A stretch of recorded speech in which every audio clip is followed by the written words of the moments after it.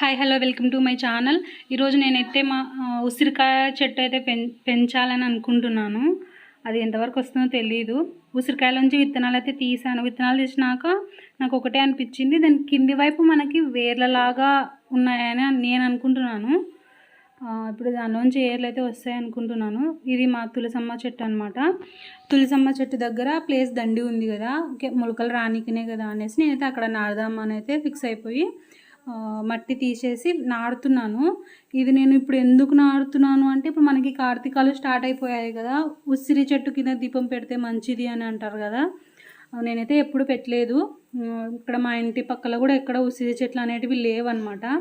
మన ఇంట్లోనే ఒక చిన్న చెట్లాగా పెంచుకొని మన ఇంట్లోనే పెట్టుకోవచ్చు కదా అని అనుకొని పెంచుదామని అయితే అనుకున్నాను.